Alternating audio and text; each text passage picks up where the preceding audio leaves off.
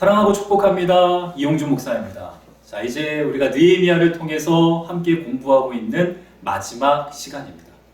지난주에 우리는 사역의 현장 속에서, 즉 성벽 재건 사역 속에서 느헤미야가 취하는 행동을 통해서 사역자로서 우리가 가져야 하는 자세에 대해서 함께 나눴죠. 기억해 보세요. 묵상하는 사람, 플레잉 코치, 핑계를 만들지 않는 사람. 자, 이후 성벽 재건은 52일 만에 재건됩니다. 자, 수상궁에서 하나님께서 느헤미야에게 주신 비전이 드디어 완성되었습니다. 자, 그 후에 말씀은 느헤미야 7장까지는 성벽 재건에 대한 이야기를 기록하고 있고요. 8장부터 12장까지는 성벽 재건 후 하나님께서 주시는 부흥의 이야기를 기록하고 있습니다. 수문학 광장의 부흥 이야기, 말씀대로 살겠다고 하는 언약 맹세 이야기, 성벽을 완성하고 봉헌하는 그런 이야기. 자, 이 이야기가 12장까지 기록되어 있습니다. 자, 그리고 나서 13장에서는 느헤미야가 예루살렘을 비운 사이에 일어난 일을 기록하고 있습니다. 영적 지도자였던 느헤미야가 없는 사이에 일어난 일. 자, 우리 마지막 강의, 네 번째 강의는 이 13장 말씀을 통해서 우리에게 주시는 은혜를 함께 나누도록 하겠습니다. 말씀을 묵상하는데 이런 마음이 있었습니다. 영적 지도자 느헤미야가 자리를 비운 예루살렘은 마치 코로나19로 인해 영적으로 다운된 우리들의 모습을 보여주고 있는 것은 아닌가. 오늘 시간을 통해 코로나19 그 외에 우리에게 다가오는 영적인 침체, 다운의 시기에 우리가 점검해야 할 것과 대처해야 하는 방법에 대해서 함께 나누도록 하겠습니다. 자, 첫 번째, 도비야의 방을 제거하십시오. 먼저 13장 8절 말씀을 제가 읽어드립니다.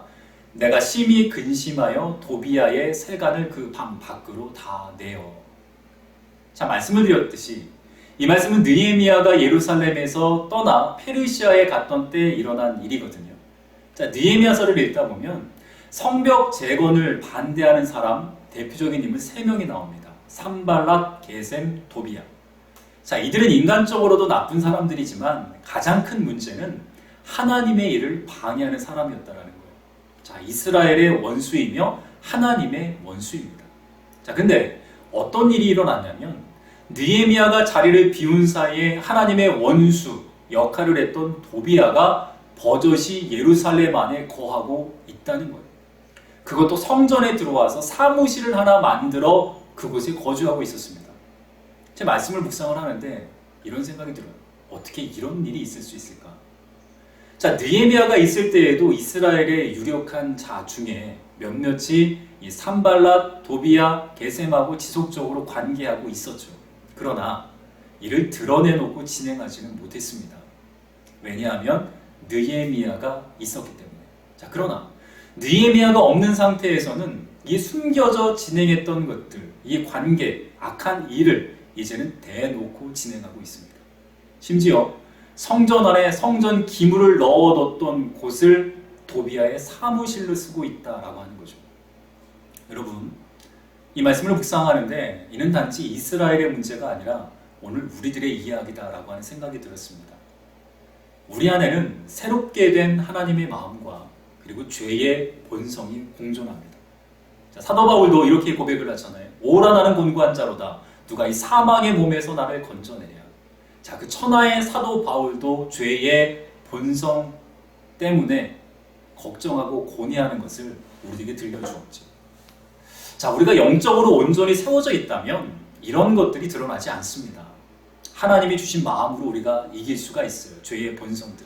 자, 그러나 만약 우리가 영적으로 다운된 시기를 지나가고 있다면, 침체의 시간을 걷고 있다면 이 문제들이 수면 위로 슬금슬금 고개를 내민다는 겁니다. 느헤미야가 없는 사이에 도비야가 성전에 사무실을 차렸던 것처럼 우리 안에 남아있는 죄의 본성이 발동하죠. 시기, 질투, 음욕, 탐욕, 정욕 등등이, 이런 등등의 도비야가 우리 안에 들어와 사무실을 만들어 놓을 수가 있습니다. 자, 코로나19의 시간을 보내고 있죠. 이 시간이 많은 성도들에게 영적으로 다운되는 시기입니다. 이는 마치 느헤미야가 떠난 예루살렘과 같은 시기일 수 있습니다. 그때 도비야는 우리 안에 들어와 사무실을 만들려고 한다는 것을 여러분 기억하십시오. 이 도비야는 잘못된 습관, 세속, 세상의 문화, 믿지 않는 자들의 습관, 뭐 이런 것일 수가 있습니다. 그렇다면 이런 것들은 처음부터 제거되어야 합니다. 만약 이것들이 우리 안에 들어와 사무실을 차려버리면 나중에 제거하기는 더 어렵다라고 하는 거예요.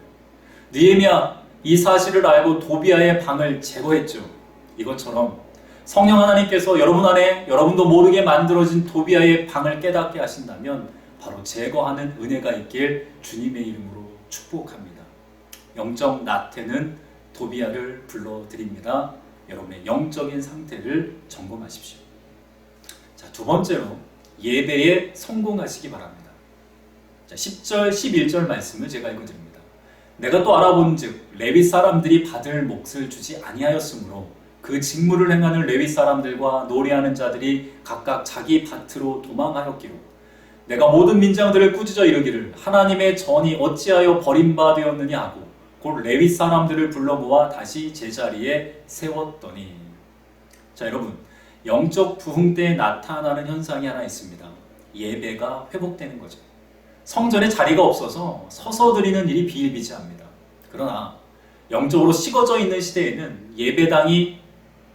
예배당에 사람이 줄어들고 그리고 목회자들이 목회에 집중하지 못하고 다른 일을 하게 됩니다. 유럽과 미국은 이전부터 그런 현상이 나타났고요. 현재 한국의 상황도 이미 이런 일들이 시작되고 있습니다. 느헤미야가 없는 사이에 일어난 이 두 번째 일, 예배를 주관해야 할 레위인들이 다 도망쳤다라고 하는 내용이죠. 레위인들은 백성들이 내는 11조로 생활하는 사람들이죠. 근데 이들이 생활할 수가 없었습니다. 왜냐하면 이스라엘 백성들이 11조를 하지 않았기 때문에. 그래서 모두 자신의 직분을 버리고 고향으로 가서 다른 일을 하고 있었습니다. 예배는 우리가 하나님과 교제하는 공식적인 소통의 장입니다. 당연히 원수 마귀가 싫어하죠. 그래서 예배하지 못하도록 수단과 방법을 가리지 않고 공격합니다. 근데 여러분, 오늘 말씀을 통해서 우리가 유심히 보아야 할 것이 있습니다. 원수는 예배의 형식을 직접적으로 공격하지 않고 백성들의 신앙 생활을 공격했다라고 하는 거예요. 자, 그리고 그것이 곧 예배 생활에 큰 영향을 주게 만들었습니다. 자, 이 말을 여러분들 잘 한번 들어보세요. 일상의 신앙 생활이 예배 생활에 영향을 미친다. 자, 원수가 공격한 신앙 생활 중 하나가 뭐예요? 11조죠. 이들이 11조를 하지 않았다. 왜 그랬을까요? 아까우니까. 한 번, 두 번 하지 않으니 이제 못하게 되는 거죠. 원수는 바로 여기를 공격한 것입니다. 그렇게 되니 레위인들이 먹고 살 수 없게 되고요. 다 떠나 그리고 진정으로 예배할 수 없는 상황이 발생했습니다. 11조를 안 한다고 해서 예배가 지장이 있을까? 아무 문제 없는 것처럼 보이죠. 그러나 웬걸요? 그 11조가 바로 예배를 주관하는 레위인의 생계와 연관되었고 이 11조가 궁극적으로 그들의 예배 생활에 영향을 미쳤습니다. 11조 하나만 보면 지금 이스라엘 백성들의 신앙의 상태가 어떤지 보이고요. 그것이 곧 그들의 예배 생활이 엉망인 것을 보여주고 있습니다. 느헤미야 오자마자 백성에게 11조라고 하죠. 그리고 도망가는 레위인들을 다시 제자리에 돌려놓습니다. 여러분, 예배는 영적으로 어긋난 우리 신앙생활의 일부를 고치는 것에서부터 시작이 됩니다. 이스라엘 백성이 11조 생활이 문제가 되니 그것 고치는 거죠. 여러분, 예배는 회복되어야 합니다. 그러나 그 회복은 바로 여기서부터 시작이 됩니다. 어긋난 신앙생활의 부분을 고치는 것. 11조 생활의 문제는 그거 고쳐야 합니다.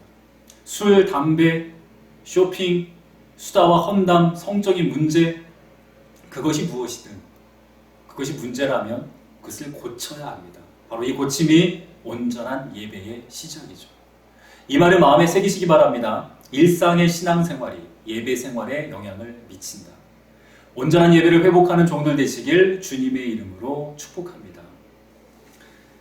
셋째로 믿음의 습관을 만드시기 바랍니다. 16절, 19절 말씀을 읽어드립니다. 또 두로 사람이 예루살렘에 살며 물고기와 각양 물건을 가져다가 안식일에 예루살렘에서도 유다 자손에게 팔기로. 안식일 전 예루살렘 성문이 어두워갈 때 내가 성문을 닫고 안식일이 지나기 전에는 열지 말라 하고 나를 따르는 종자 몇을 성문마다 세워 안식일에는 아무 짐도 들어오지 못하게 하였으므로. 백성을 불쌍히 여기고 그들을 공감하는 것은 지도자에게 필요합니다. 그러나 공감이 다가 아닙니다. 공감의 기초는 하나님의 말씀이 되어야 합니다. 하나님의 말씀이 노라고 하는데 그 일을 하는 이들에 대해서 공감하는 것은 죄입니다. 잘못된 것은 공감의 대상이 아니라 고침의 대상입니다. 여러분, 느헤미야가 자리를 비운 사이 나타난 세 번째 문제는 안식일에 재물과 물품을 파는 이들이 성전 안에 가득했다라고 하는 거죠. 안식일마다 정성스럽게 준비해 하나님께 재물을 드려야 하는데 성전에서 돈으로 재물을 사서 바치는 행위가 예루살렘 안에 삽시간에 이루어졌다라고 하는 겁니다. 잘못된 일이죠. 자, 여러분 생각해 볼게요. 누가 이 안에 들어와 장사를 할까요? 가난한 사람들.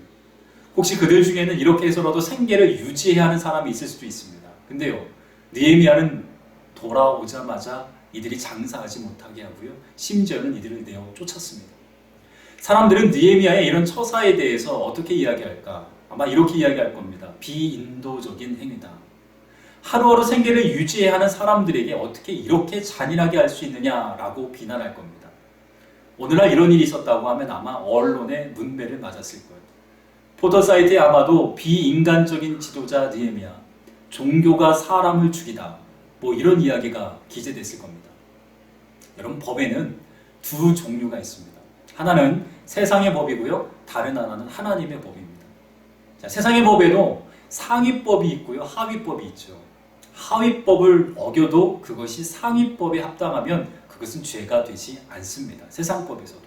저는 이것이 하늘의 법과 세상의 법에서도 타당하다고 생각합니다. 세상에서는 죄라고 하지만 하나님의 법에는 그것을 하라고 하면 우리는 이에 순종할 수 있어야 하는 거죠. 그는 하나님의 법으로 사는 사람이었습니다.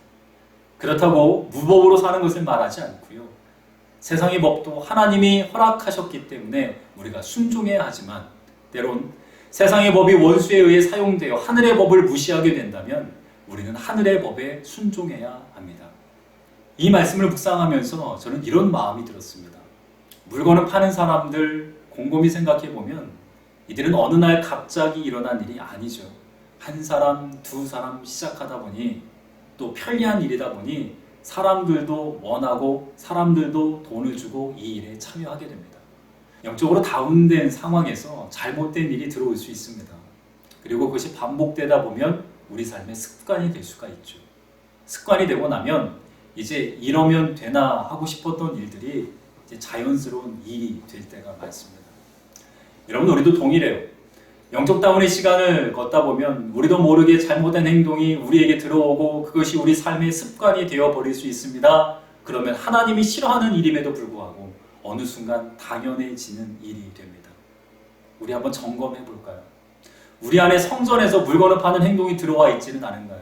하나님이 싫어하는데 물건 파는 게 왜 문제야? 라고 하고 있는 부분은 없는가요? 여러분, 이러한 것이 있다면 이는 공감의 대상이 아니고요, 고침의 대상이 되어야 합니다. 제임스 스미스가 쓴 책 습관이 영성이다 라고 하는 책에 실린 내용입니다. 샌들릴이라는 사람을 소개하고 있는데 이 사람이 자전거를 하나 만들었습니다. 이 샌들릴은 중요 부품이 제대로 작동하지 않는 자전거를 만들었죠. 핸들을 왼쪽으로 돌리면 앞바퀴가 오른쪽으로 돌고요, 오른쪽으로 돌리면 왼쪽으로 돌게 만들었습니다. 샌들릴은 평생토록 자전거를 타봤죠. 근데 이렇게 새롭게 만든 자전거를 타기는 쉽지 않았습니다.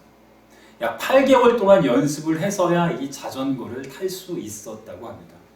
근데 샌들린의 아들의 경우는 전혀 달라서 단 2주 만에 거꾸로 자전거 타는 법을 배웠다고 합니다. 여기서 우리는 중요한 영적 교훈을 얻을 수 있습니다. 우리 안에 자리 잡고 있는 잘못된 습관이 오래되었으면 오래되었을수록 고치기가 어렵다는 사실입니다. 여러분 안에 여러분도 모르게 자리 잡은 것이 무엇인가요? 한두 사람이 시작해서 물건 파는 사람이 예루살렘 성전 안에 자리 잡았듯이 다른 사람 따라가다 자리 잡고 있는 잘못된 습관이 무엇이 있습니까? 그것은 공감의 대상이 아니라 고침의 대상이 되어야 합니다. 오늘 느헤미야 13장의 말씀 중 우리에게 하시는 말씀 세 가지를 함께 나눴습니다. 첫째, 도비아의 방을 제거하라. 둘째, 예배에 성공하라. 셋째, 잘못된 습관을 제거하라.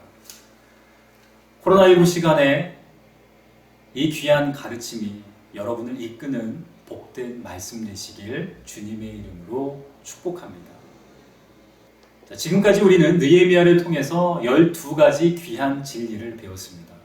제가 하나하나 다시 읽어드려 보겠습니다. 일상에서 하나님의 뜻을 발견하는 리더가 되십시오. 기도하는 리더가 되십시오. 하나님의 비밀을 엿보는 특권을 누리십시오. 주어진 일에 최선을 다하십시오. 기도의 습관을 들이십시오. 준비하십시오. 묵상하는 사람이 되십시오. 플레잉 코치가 되십시오. 핑계를 만들지 마십시오. 여러분 안에 자리 잡고 있는 도비아의 방을 제거하십시오. 예배에 성공하십시오. 잘못된 습관을 제거하십시오. 이 12가지 말씀 우리가 함께 나눴는데요. 이 말씀이 기초가 되어서 여러분 한 분 한 분이 이 시대의 느헤미야가 되어 멋지게 우리에게 주어진 성벽을 재건하는 그런 주인공이 되었으면 좋겠습니다. 우리 4주 동안 귀한 말씀 함께 나누어 감사하고 4주 동안 함께 해주신 여러분 모두 수고하셨습니다. 제가 기도하겠습니다. 좋으신 하나님 아버지 감사합니다. 느헤미야 말씀을 통해서 우리 4주 동안 하나님께서 우리에게 주시는 말씀을 함께 나눴습니다. 특별히 코로나19 어려운 시간을 지나가고 있는 우리들에게 이 말씀이 영적인 생명이 되게 해주시옵시고 우리 삶의 소망이 되는 복된 말씀 되도록 주님 축복하여 주옵소서. 그래서 아버지 하나님 힘들고 어려운 이 코로나19 시간을 지나가고 있는 많은 지체들에게 영적으로 힘이 되고 영적으로 소망이 되는 복된 말씀 또 시간들이 되도록 주님 축복하여 주시옵소서. 그리 행하실 주님의 이름을 찬양하며 예수님의 이름으로 기도합니다. 아멘.